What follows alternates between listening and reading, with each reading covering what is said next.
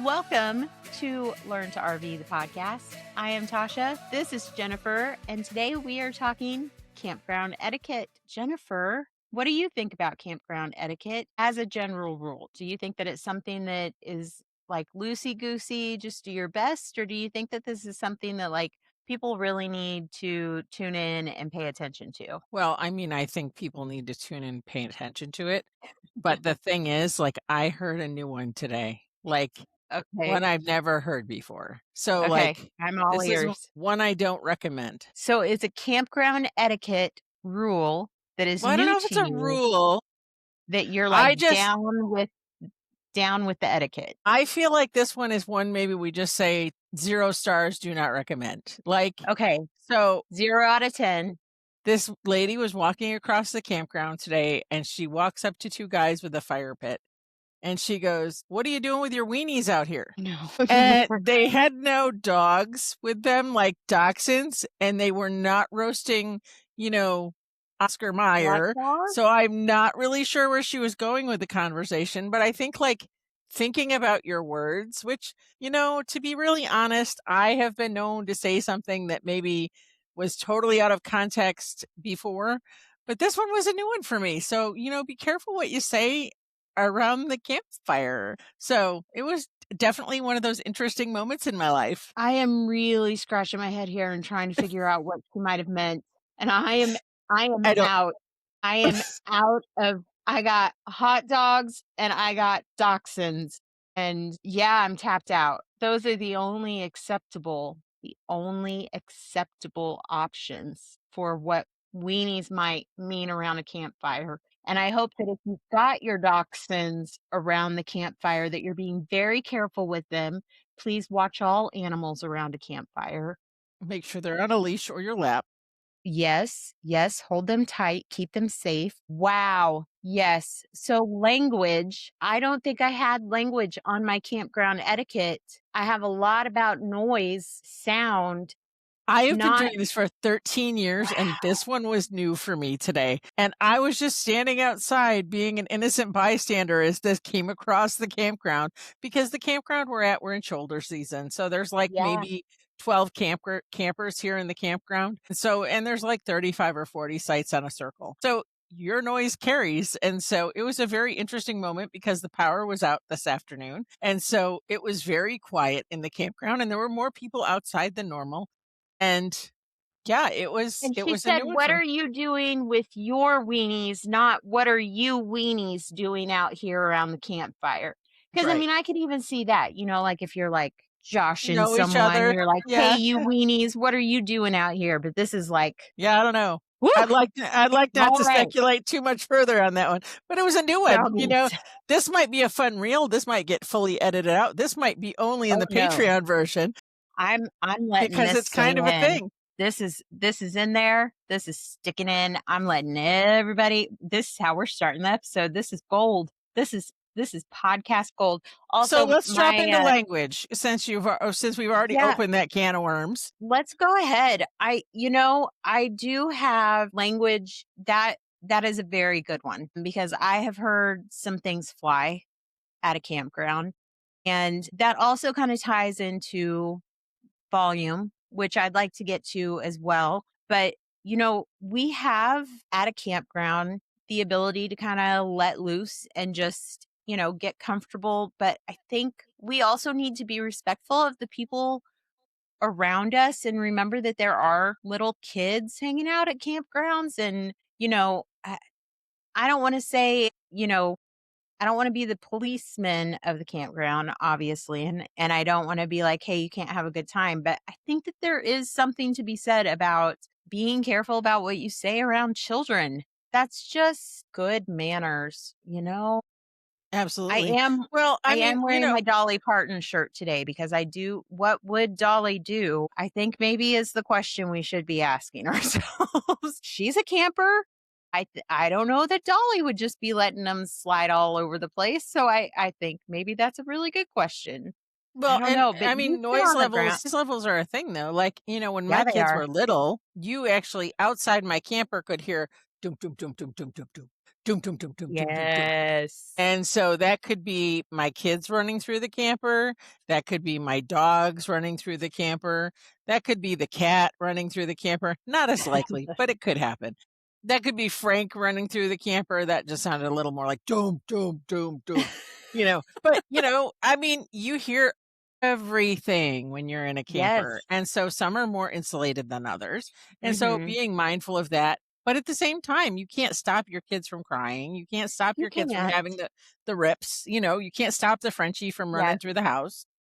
But So, you know what you can do? You can not play your stereo on your outdoor speakers at the loudest volume that it can go. I mean, just because you really love Jimmy Buffett doesn't mean I want to hear Jimmy Buffett at 11:30 at night on a Thursday. I'm just saying, I mean, I do love me some Jimmy Buffett, but no, I don't need to hear him at 11:30 at night from the camper 5 spaces down, you know, late at night. if it That's just helps not my you, jam. at our house, you had to watch out for "It's Raining Tacos" and the Chicken Nugget song late at night. What? Have you never Not heard like those It's Raining songs? Men. I know It's Raining Men. I I don't mean, know It's Raining "It's Raining Tacos in the Tacos." Yeah, chicken I mean, nugget. it's kinda yeah, the Chicken Nugget song. You've never heard the Chicken Nugget song? No.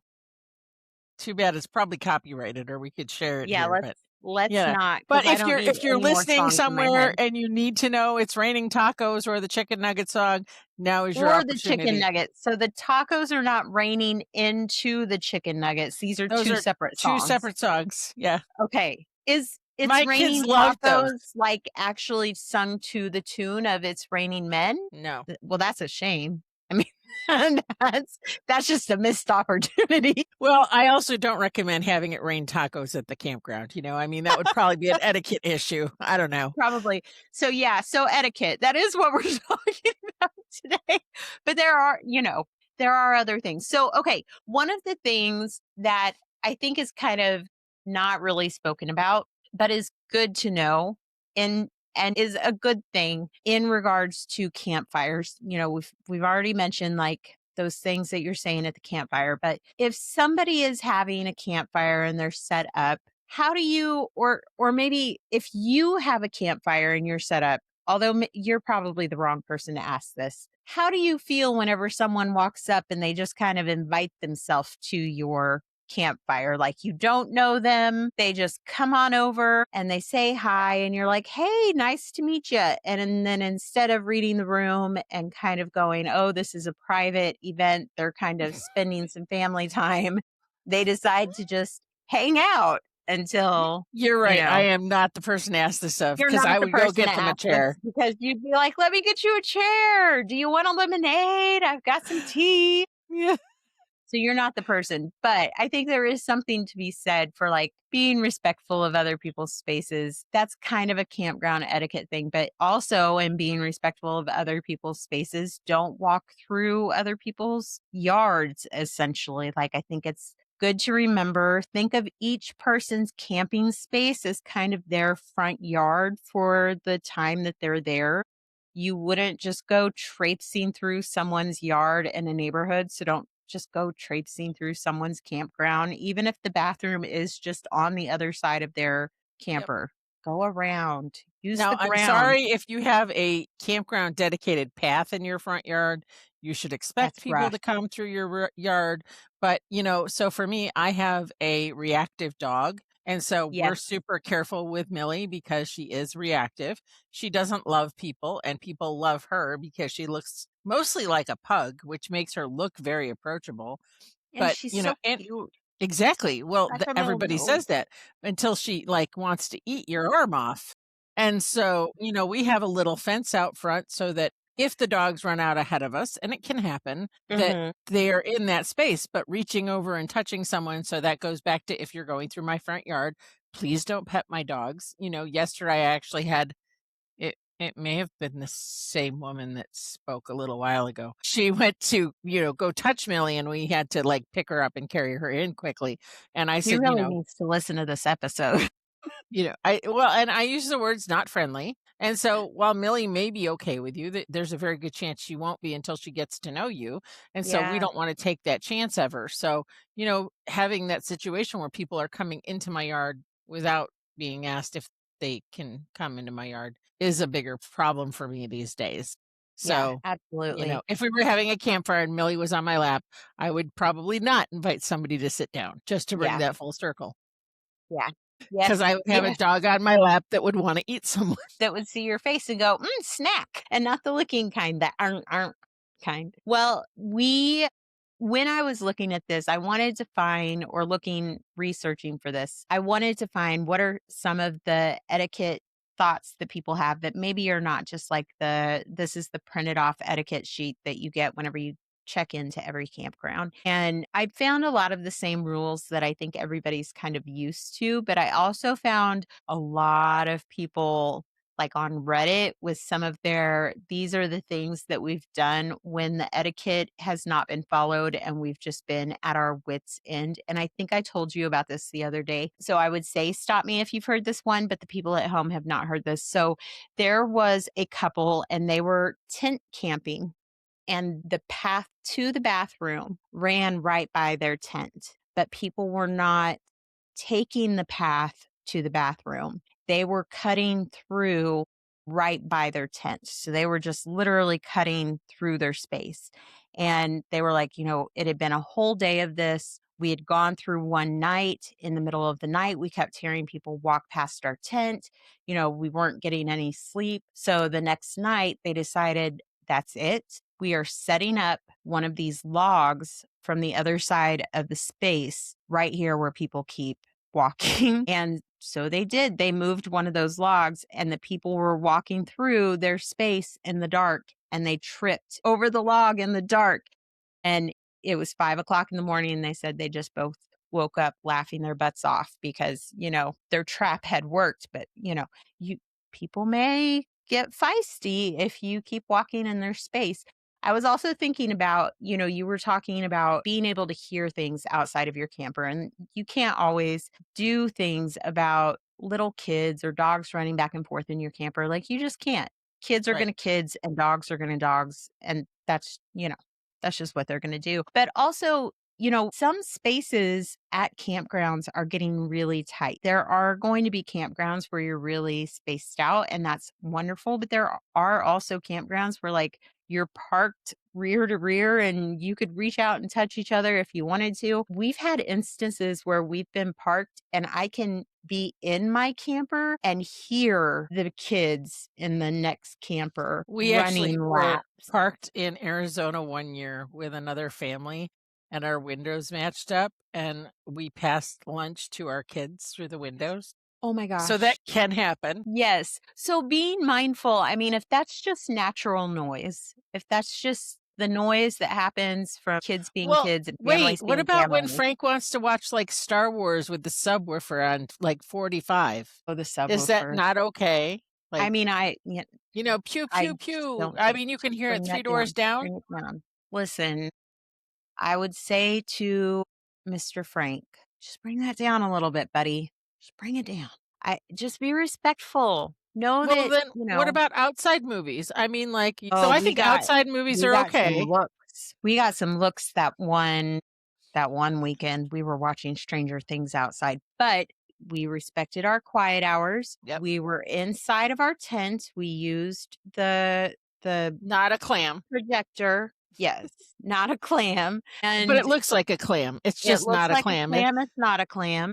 Uh, we used the projector, we kept our sound inside, and we didn't bleed over into other people's lots, which is another thing that's really important. If you're setting up extra things outside, make sure that your stuff does not bleed over into your neighbor's lots or into the street, right? Because then that's making it really difficult for people to get down the road. It's making it difficult for people to back in, back out, and it's putting your belongings at risk of being damaged too. Well, and the other thing was that Frank did park the truck in a way that, like, you couldn't just see it from the street.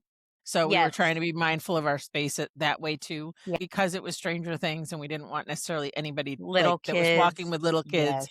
to get scared. We were trying to be mindful of that. But at the same time, bringing everybody inside, it was a nice week and we were just outside enjoying the fresh, clean air, and fitting, people in the clam is way easier than fitting two families inside my rig, which we've done, but Yes.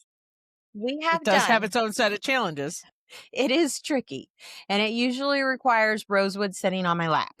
And several rows As of much as people I and love my stools 21-year-old, I can only hold them for so long before I'm like, before your "Listen, leg have you falls met the asleep. floor? I need you to meet the floor now." How do you feel about people, like, coming up and knocking on the door for a cup of sugar or, um, you So know again, I am not the right person to ask I that know, question I know. because I will totally like engage them. So this is kind of like trick or treating. Like if you're going to come I trick or know. treat at my door, you can expect to have a conversation. And so, Yep, you but gotta at the know what same you time, want when you knock on that door. I also have a lot of friends that are more introverts, and so I Mhm. also understand the other side of it of texting people before you come over and that sort of Yeah, thing, and I think this has changed tons since 2020. I think that we're all in kind of our own little bubbles in some ways, and so, like, I don't know, it's so tricky, because I think that yeah, the culture of camping is meeting new people, and so yes, how do you do that? Well, you don't necessarily have to knock on someone's door. So in Florida, there used to be a field, and it's still there, but it's run differently. It was called the B Field, and it's at Thousand Trails, Orlando. All the families wanted to park on that field. I wanted to park on that field, and I did it one time, and I never tried to do it again because at 6:22 in the morning, you got knock, knock, knock, knock, knock, knock, and it was some little kid asking if your kids could come out and play, and I was like, "Do you know what yeah, time it is?" And so, like, I think you have to be mindful of all of those things, but at the same time, if you're gonna step in and park where there's, 30 families parked on the same field, there maybe is some expectation that that's what you wanna be doing, yeah, and so absolutely. I mean, I think that you have to know your surroundings. Yes. So I think in terms of knocking on a neighbor's camper and asking to borrow something or saying, "Hey, we just realized that we forgot this and we really need it. Can we use your lighter? Can we whatever?" I think that that is totally acceptable in an instance where you're like, "Man, I just realized that we missed this." And, maybe the person has already introduced themselves and they seem friendly and we're good. If the person has been like cold shouldering you, has not made eye contact, maybe find a different camper door to knock on. They might specifically be there that weekend because they're there to get away. They want some time alone. They want the privacy. They're there because they're looking for a solo camping thing. I would also say prepare yourself for your camping adventure. Don't knock on someone's door and go, "Hi, I was thinking of making a roast tonight, but the only thing that I have for the entire meal It's is the onions. pan." Like, don't go over and ask for the roast, the potatoes, the carrots, the beef broth. Like, come prepared for what you're expecting to use during your camping trip. Come And if on, you Tasha. forget If they're not something like, full-timers like us, they're probably just making wieners. but what God, that is the question. What exactly does wiener stand for? That is the question. So the other thing is in terms of we're going to pivot in terms of being prepared. That doesn't just stand for being prepared for what you need for food, right? You also need to be prepared. I think this is a really important part of campground etiquette, and at least maybe not etiquette, but campground preparedness is be prepared for what do you do if bad weather comes in? What are the rules with local wildlife? Okay, I think the treatment of local wildlife at your campground is campground etiquette. If you are at a preserve, find the campground etiquette whenever it comes to tearing down bushes or removing branches or feeding the wildlife. Do not feed the wildlife. Don't feed the wildlife. I'll say it again for the people in the back. At Thousand Trails Orlando, our first year there, we were outside cooking on the grill, and this was 2013. So this goes back a couple days. And there's a lot of sand cranes there.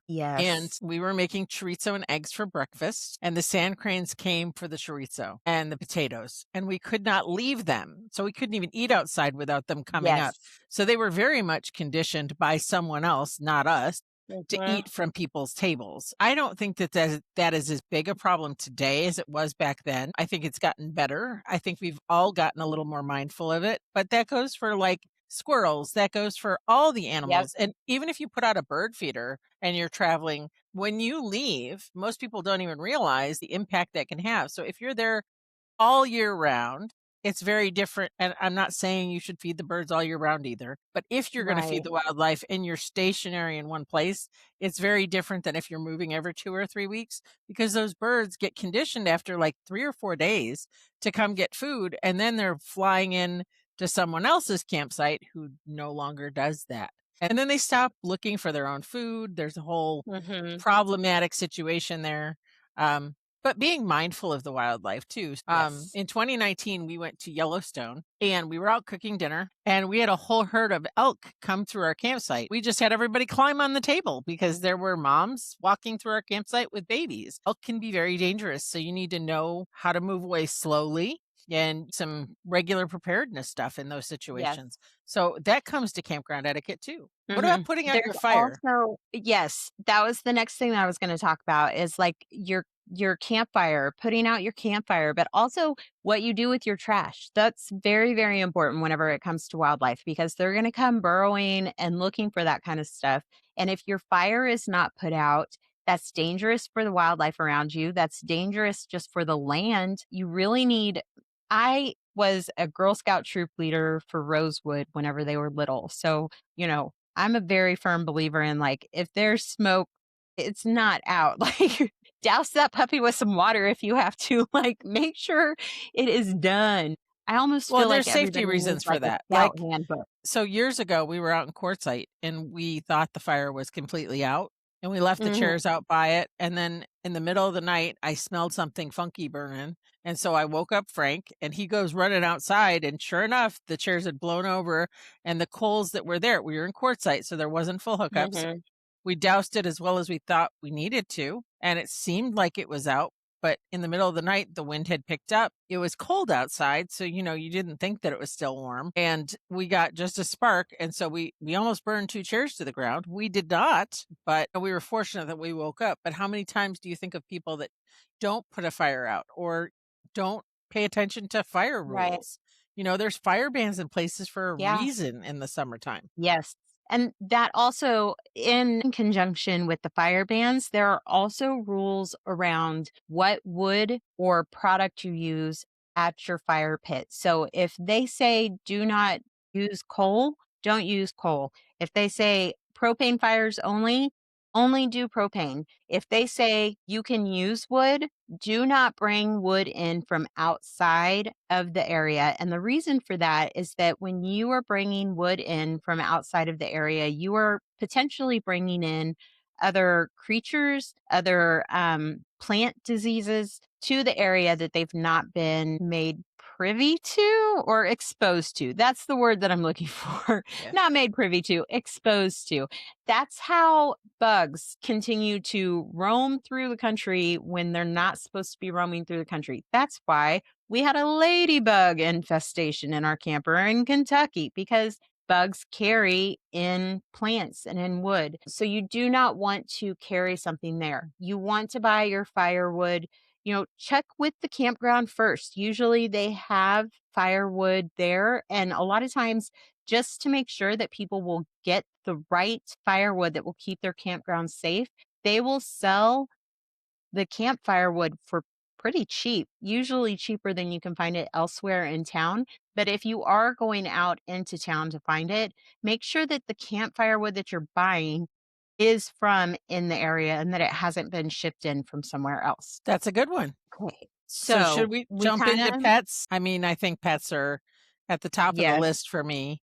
So yep.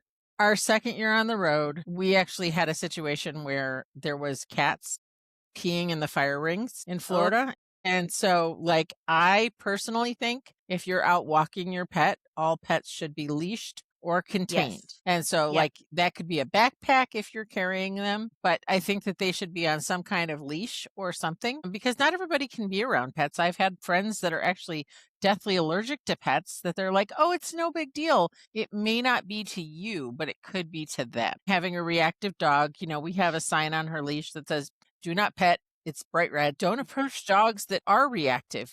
All dogs love me. That's nice. Please don't. Pretty much every campground I've been to has said, but as a good rule of thumb, even if they don't, keep your lead to about 6 feet long at the max so that if something Yep. happens, if that dog starts to run and there's a car coming through or whatever, you can pull them back and get them back. But that also means, hey, drivers, follow the posted speed limit signs, specifically because Yes. there are children playing, there are people hiking. There are people And there's taking their pets wildlife for in a a lot walk, of those and there's parks. wildlife. We talk about TTO a lot, Thousand Trails Orlando a lot for people who are not familiar with the acronym. I'm sorry. We talk about Thousand Trails Orlando a lot because we've spent a lot of time there. Jen, way more than I have, but I still feel like I've been there a lot. They have tortoises that are on the Have property been run over and run and they over get and run run over. over all the time, and it's devastating, and it breaks my heart every time I see a post in the Facebook group that says, Well, "Hey, I does who knows the person that's driving this vehicle because they just ran right over the tortoise and I'm gonna hunt them down." well, especially at a campground, I think it's so Let's just preventable. drive slow and stop Yep. for animals. It's Yeah. so preventable.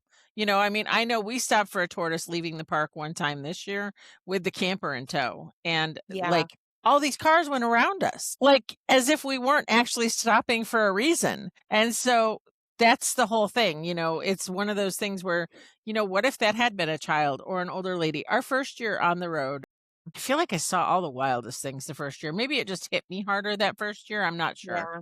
But there was this sweet little lady at Peace River, and there was a great big motorhome approaching her. And she had her dog, and she starts running across the road really fast. And she gets to the other side, and she almost collapses. And so I go over and I check on her, and she says, that motorhome didn't see me. And Oh. so, he was coming down the road really fast. He was taking the Mhm. turn really fast. He wasn't watching. He maybe wasn't paying as good of attention as he should have been. He never even saw her. And so Yeah. it's not just the pets, it's all the things that you have to be mindful of. You're driving a giant motorhome or a giant fifth wheel or even a travel trailer with a big truck. You're in a bigger vehicle than anybody else out there. So whether it's a pet, Yep. a child, they don't stand a chance if you're not going to take the time to do that. No. So, And but those what's vehicles, because of the weight, they take longer to stop. absolutely. So you need to be going slower. Well, and let's talk about e-bikes because I don't know if you've got this on your Yes, list. I do. So You go for it, sister. A couple years back when we were in Palm Springs together, I was Mhm. almost actually hit by an e-bike. And the response of the e-bike rider was, I can't slow down, get out of my way. So I jumped out of the way. But bike riders, e-bike riders, it's up to Know you to how to stop. work your brakes. Oh, I'm here oh for god. you. Oh gosh. Well, and here's another thing. So we recently were at an event together and golf carts were transporting people around, and one of the ladies transporting us, she pointed out to me that golf carts do not have speedometers in them. So yeah, there are speed limit signs posted everywhere, but she was like, "We don't know how fast we're going because there's nothing in the golf carts that indicates how fast that we're going." So if you are in a golf cart and you don't have something telling you how fast you're going, pay attention to how quickly the cars are going through the park. Watch for, I mean, listen, you've driven a car before. You know what 5 miles per hour feels like. You know, if you're flying through on a golf cart, if you catch some air going over a speed bump, you're probably going faster than 5 miles per hour. Just be respectful of those things. Those speed limits can sometimes feel obnoxious whenever you're like, oh my gosh, I just want to get to the other side of the park already. But And you're and there on for a that note, reason. I would say please don't walk your dogs while driving a golf cart. My I goodness. know at Yes. least 3 people that have lost their dogs. Now I'm not talking about the people that have trained their dogs to ride in the golf cart. I'm talking about "Hey, I'm taking my dog for a walk. They're gonna walk, I'm gonna drive the golf cart." Yes. By the time you stop, it's usually too late. And Yeah. so be mindful of that. It's not great when that happens, and it causes quite the scene for everybody watching. Yeah. So, and it oftentimes doesn't turn out well. So, Yeah. golf cart etiquette, I think there's a lot to be said for that. The other There side of really golf is. cart etiquette is kids driving in a campground. Now, a lot of campgrounds have rules about it, They but like do. most places, you actually have to be a licensed driver to drive a golf cart. The question is it enforced? Not seen it enforced as much as I would like for it to be enforced in park grounds that have rules posted saying that you must be a licensed driver to drive. And that I think where it concerns me the greatest is whenever I've seen children that I'm like, that child has clearly not left elementary school. I do not know why they're being allowed to drive this park in that golf cart right now.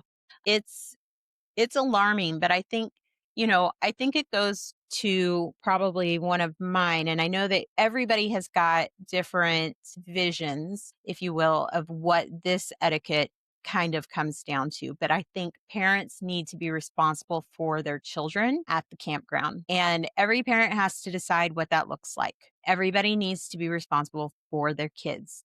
And if that means that you've got a walkie talkie watch and you're checking in every now and then, hey, where are you at? Are you guys staying out of trouble? Or are you still at the park? What are you doing? Or if it's going with them to the park because you feel like, hey, they are still too young to be by themselves. And the park rules say that kids under 14 have to be with someone over the age of 18, whatever that is.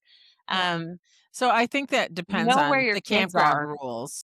Like, I Yes. think that's if there's a hard and fast rule at the campground that says 14 and under can't be left Yes. unaccompanied, then I think that you should abide by it because what it Hmm. does is when you don't, it just hurts everybody else. So there's actually a Yes. park in Florida that went so far one year as to say anybody 18 and under can't be Whew. outside of their camper without an adult. And so, Oh, my. because the children were wandering and they weren't doing anything bad, but because they were allowed to wander and they were free roaming, the park made a hard and fast rule. And as parents, like we had to sit outside with those kids in that park.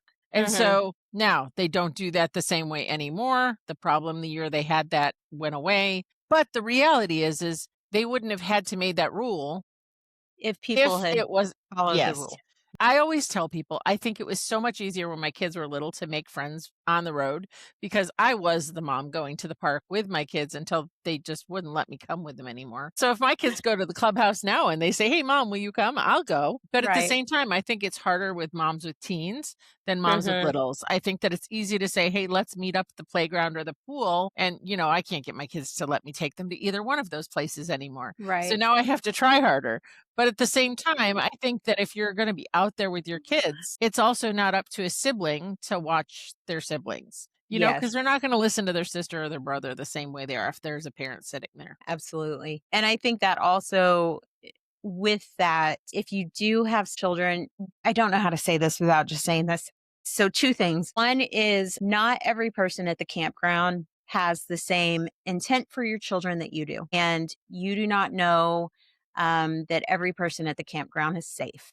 We would love to imagine that every campground is a safe place filled with like minded people, but unfortunately, that is not the case. Know where your children are, know who they are with, and just be aware of who's around you. The other thing is when your kids are out, if they're riding their bikes or whatever, I've seen some really little kids riding their bikes in the middle of streets very far from their campers unattended. And sometimes they're not tall enough to see over the front of a hood of a truck. So, just be aware that people are not always watching the way that they should be when they're pulling in with their big campers. We've talked about this already. People are pulling in and they're maybe going too fast, or they might be looking behind them trying to make sure that their camper is clearing the big tree that is oddly placed by the gate instead of looking forward. There's so much to be worried about whenever you are Yeah. pulling a camper in through a campground, that a small child on a bike or a scooter or a skateboard or skates in the middle of a road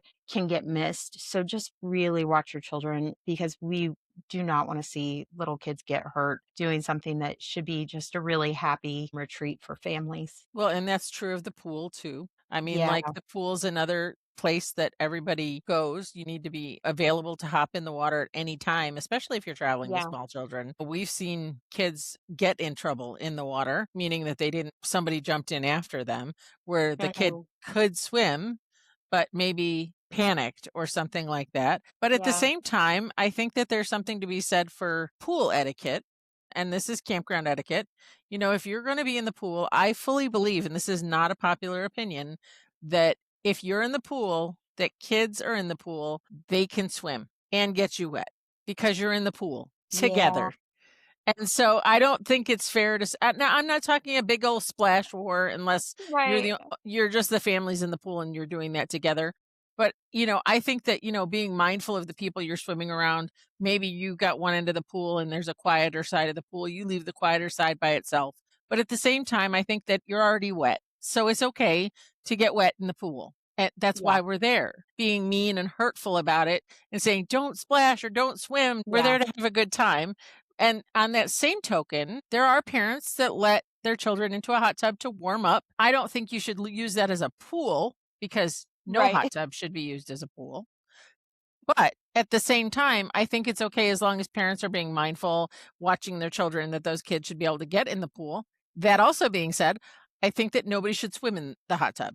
Like, don't yeah. put your head under the water. Just don't Yes. do it. So guidelines for the pool, don't be precious about splashing, but also don't swim a mile in the hot tub. These are very important guidelines.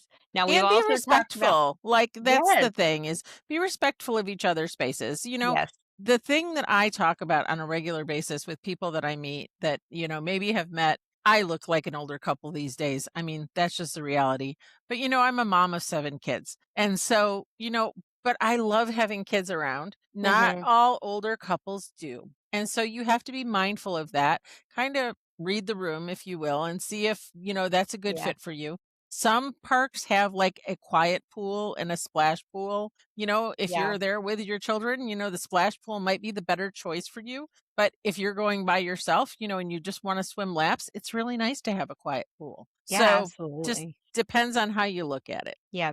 So we've talked about like I don't need my neighbor to be my DJ. I can work my own music. or your movie studio. Right? But also, I don't need my neighbors to light the night sky for me. I really like to be able to see stars. I really enjoy camping so So are that we talking like fireworks? Or are we talking I'm like talking about, hey, I put floodlights all the way around and good luck finding those stars because, not only are we lit up like Griswold's Christmas vacation house, but you're not sleeping tonight because even though it's 1 a.m., it actually looks like it's 9:30 in the morning outside because it's so bright.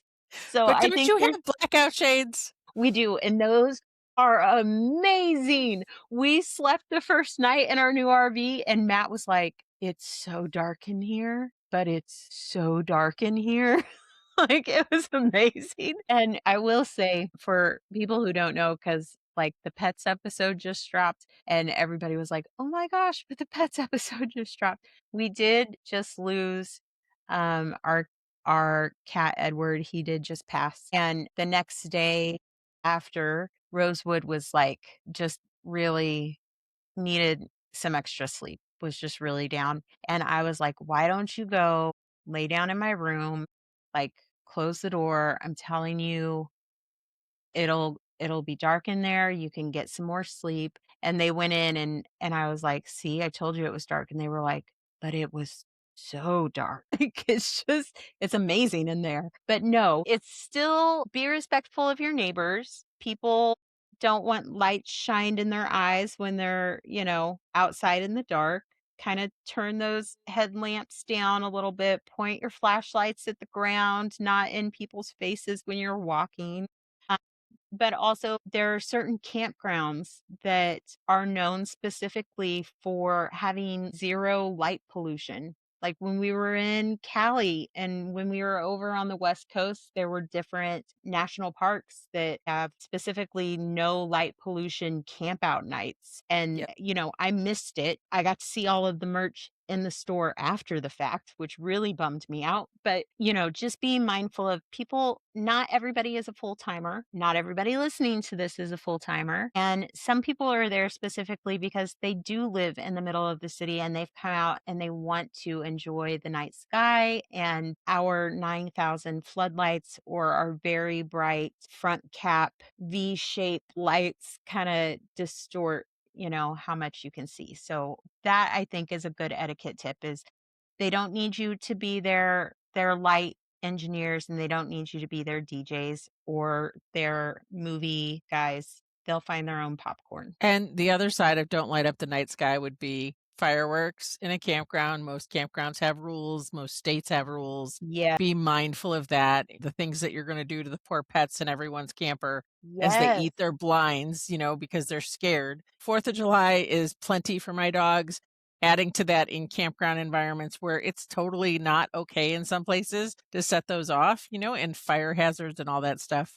It's just Yeah. one of those things you should be mindful of. So Yeah. that's another way you could light up the And night sky. yes, and with that, fireworks are really loud, so it's not just the light, it's also the sound, and kinda going back to sound, if you have a generator and you're camping somewhere and you have the ability to choose where you're camping, maybe choose to camp somewhere by other campers that have generators so that you're kinda keeping that noise in one area, like if you're in a spot that has boondockers or, whatever that is.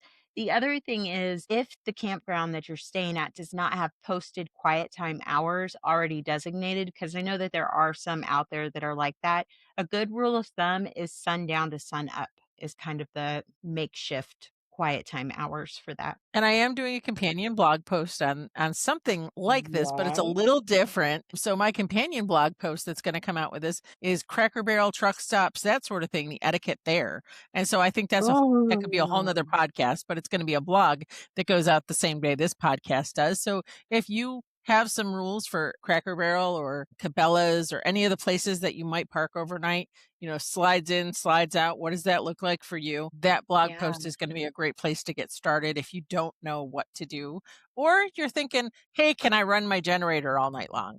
The reality is if you have to run your generator all night long, chances are you should be looking for a campground because, you have to keep in mind that other people are going to be trying to sleep and the business is still, in some cases, trying to run. Like Walmart, Yeah. the ones that are 24 hours, you just don't want to keep it running all night long. No, no, you don't. We talked about respecting the campground rules. We've kind of touched on that off and on, like with the speed limit and the quiet Have you hours. ever have you ever had to sign the rules, like, when you go into a campground? Yes, we Yeah. have. There have It been a doesn't couple happen of them where we've everywhere. had to. It really doesn't, but there have been a few. I always laugh whenever it's like, here's the handbook that has the map in it and it's got all the rules in it.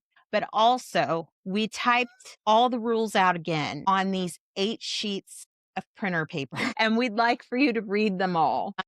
And in case you don't remember them, there are signs posted all over the park so that you remember these are the campground rules. And you're like, oh, you poor people, they're really not reading these rules, are they? you know, there are some campgrounds out there that say no drinking outside. And when I say drinking, I'm talking about alcohol. Please listen to what I'm saying. No drinking alcohol outside of your camper, no smoking, or they might have designated smoking areas. The rules, again, we talked about with like burn bans, you may be camping at a time when fire pits are not allowed at all, Yeah. especially with the dry times, the drought areas. We've camped at a lot of places where we haven't been able to do fire pits and I've mentioned this before where we've had a type of fire pit that we haven't been allowed to use. So those are really important things to pay attention to because it might not make sense to you in the moment, but they have reasons for those rules. And some of it might be tied to county laws and some of it might be tied to, like with the campfire The type of fire pit that we had, there was a specific reason for it, and it had to do with the brush that was on the ground and how it could get tucked into it and how that could start a wildfire. So there's just different things like that. But also, if the rule is don't wash your rig, don't wash your rig. Okay. Just wait. Go to the next campground and see if you can wash your rig there because Or get a wash usually, Waxall kit, and then yes, you don't where you have to don't have wash to your use water. yeah. Yes, Waterless wash is a great way to do it. exactly. What about picking up after your dog? Like, I Yeah. mean, I know we didn't talk about it in the pets portion, but the reality is there's a lot of people that don't pick up after their animals. They'll just walk by and let them do whatever, Yep. wherever. Don't let your dog pee on someone's tire or their grill. But also, Yep. I own a bunch of Facebook groups. Don't shame someone by taking pictures of them doing all the bad Yes. things.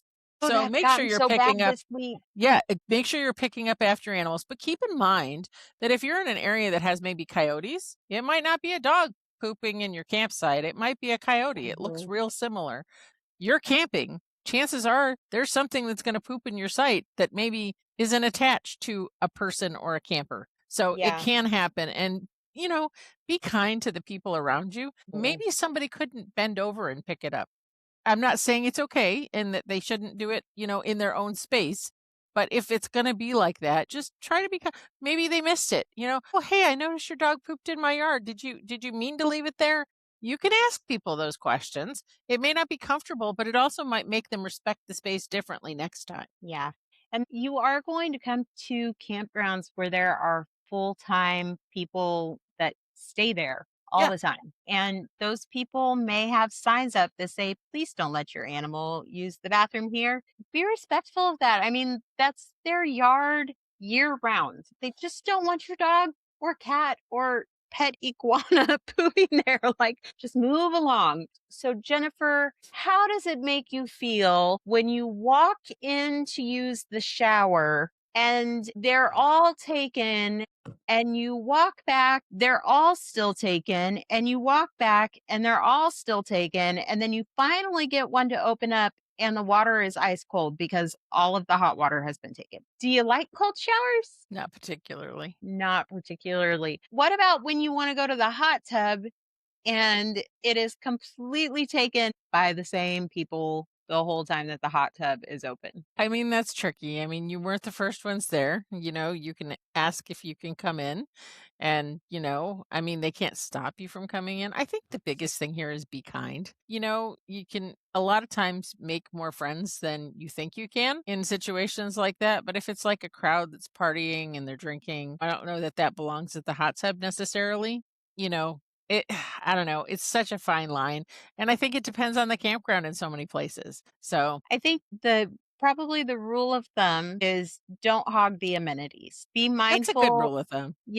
be It's mindful like of the washing other machines, people. pulling your Yes. laundry out before, like, setting a time. If you're not gonna stay with your laundry, set a timer and be back Yes. when it's done, because, I mean, I've waited over an hour for a wash or a dryer. Being mindful of that, everybody has time. And also, I have a big family, but I still don't walk in and take all the washers. Yes. Yep. It's not their fault that I have a big family. I always try to take no more than 2 unless it's a great big laundry room, and then a Mhm. lot of times when I take more than 2, it's gonna be at a laundromat, and so if I Yeah. have more than I need to wash, I'll go to a laundromat in town, where I Yeah. can take as many as I need. The next one on my list is, how do you feel about doing your kitchen dishes in the public bathroom sink? So, as somebody that's worked in housekeeping, this is a huge no. Just because campgrounds are not set up to do your dishes in their bathrooms that way. In fact, a lot of them are on septic systems or something like that where it's a limited amount of Mhm. space. Some of them will have an outside area for you to wash your dishes in the tent camping section. Please just do that there. And the other thing is don't throw your greasy oil in your fire pit because chances are you're going to have Yes. animals in it in the middle of the night.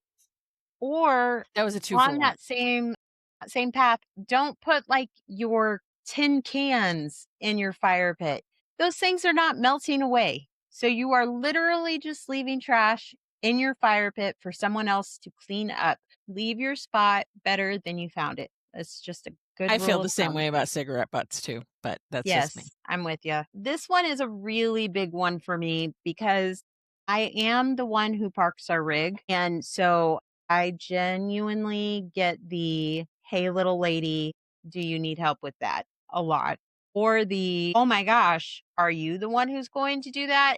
And a lot of times it's while I'm parking. And so I feel very strongly about this one. And it is let people get parked and settled and set up before you come over and try and start a full conversation with them. Um, not a Or tell hi, them how that are they're doing it you? wrong.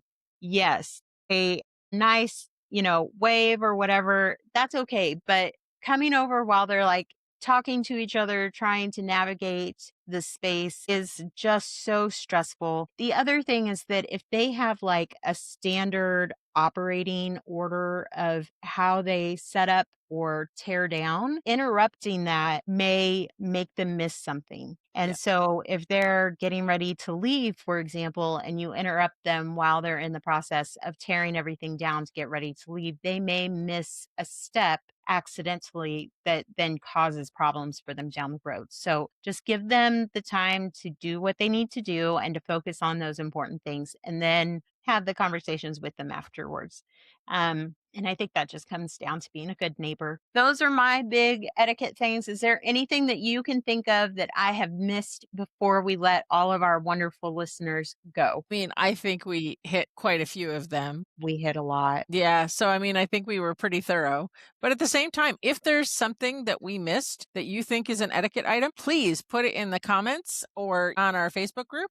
There's always ways to connect. Also, if you have a wild and crazy campground story, we'd love to be able to Yes, share those on air. So we'll have a whole episode. And if yours gets read on air, we'll send you a sticker. There's lots of them across the country as you there travel. are. And when you do send those stories in, send them to connect, CONNECT